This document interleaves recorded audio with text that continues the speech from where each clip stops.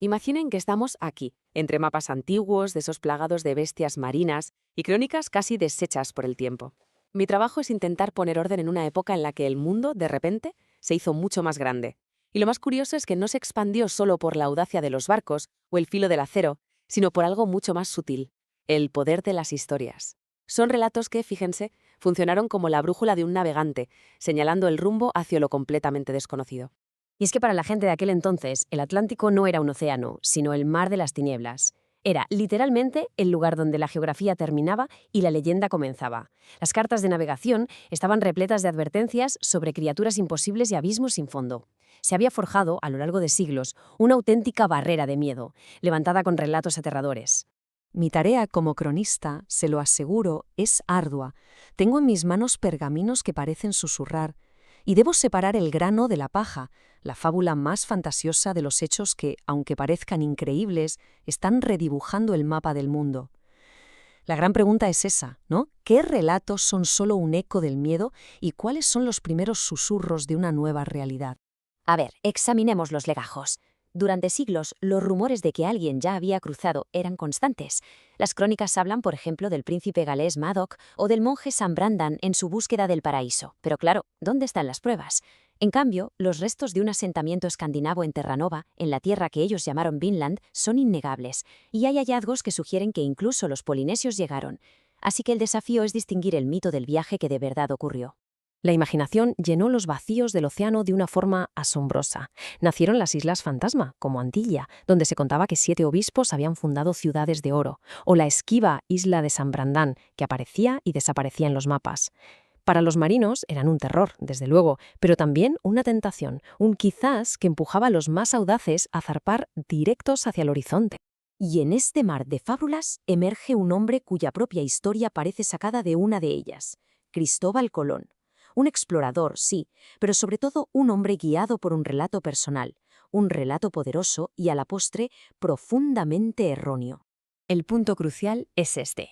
Colón estaba convencido de que la circunferencia de la Tierra era de unos 30.000 kilómetros. Pero es que los expertos de la época sabían que la cifra real se acercaba a los 40.000. O sea, su plan no se basaba en la ciencia aceptada, sino en un error de cálculo de casi un 25%. Un error garrafal que, paradójicamente, le dio el valor para emprender el viaje. Si hubiera sabido la distancia real, seguramente nunca habría zarpado. Entonces, la cuestión que resuena en mis crónicas es: ¿por qué se aferró a esa idea con tanta terquedad, en contra de la opinión de los sabios? Su búsqueda no era solo geográfica, era la persecución de una convicción personal, una fábula que él mismo había construido y que necesitaba hacer realidad a toda costa. Detrás de su fábula personal había una motivación muy real y muy práctica. Pensemos que, en 1453, la caída de Constantinopla puso la ruta de la seda bajo control otomano. Las especias, que eran esenciales para conservar alimentos y como medicina, se volvieron prohibitivamente caras. La necesidad económica de encontrar una nueva ruta era inmensa, y ahí es donde Colón ofreció una historia de esperanza, un atajo mítico a la riqueza. Incluso al llegar, su mente seguía atrapada en el mito. Cuando exploró la desembocadura del río Orinoco con esa vegetación tan exuberante, ¿no pensó que estaba en un continente nuevo? No.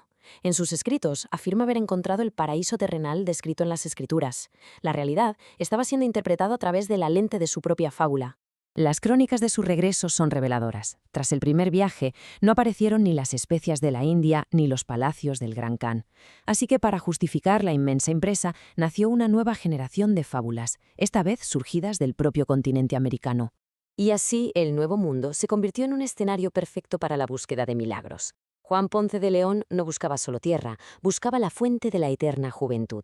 Otros se lanzaron a la selva persiguiendo susurros de un rey blanco que gobernaba una montaña de plata.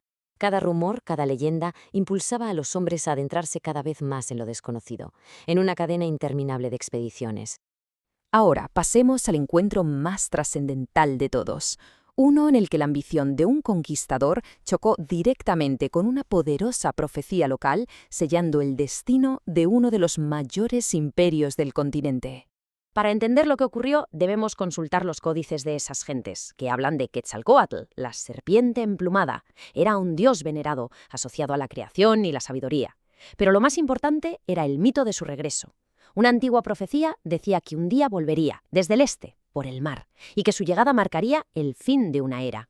Pues bien, cuando Hernán Cortés desembarca en 1519, su llegada coincide de una forma asombrosa con el año del calendario azteca predicho para el retorno de Quetzalcóatl.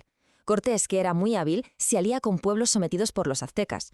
Moctezuma, el emperador, en lugar de atacar, le envía oro, quizás para disuadirle. Pero, y esto es crucial, la noticia de la profecía se extiende, sembrando la duda en el corazón del imperio. La duda, como un veneno, paralizó a Moctezuma. ¿Era este hombre barbudo llegado del este un simple mortal o la encarnación de la profecía? Esa incertidumbre, esa poderosa fábula local, es lo que le lleva a recibir a Cortés en Tenochtitlan no como a un invasor, sino como a un huésped casi divino. Un mito abrió las puertas de la capital. Al cerrar estas crónicas, la conclusión es inevitable. Las historias que los hombres se contaron a sí mismos y a los demás fueron una fuerza tan potente como cualquier ejército o tecnología para redibujar el mapa del mundo. Así pues, los mitos no fueron un simple decorado, fueron el motor. Llenaron el océano de peligros y promesas. Motivaron a Colón a zarpar basándose en una geografía fantástica. Impulsaron a los conquistadores a buscar ciudades de oro.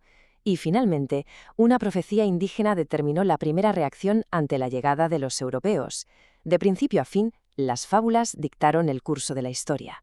Y esto nos deja con una reflexión final. Si las fábulas sobre paraísos terrenales, fuentes de la juventud y dioses que regresan pudieron forjar un nuevo mundo hace 500 años, ¿qué historias, qué creencias y qué mitos modernos están impulsando nuestras propias exploraciones y ambiciones en el presente?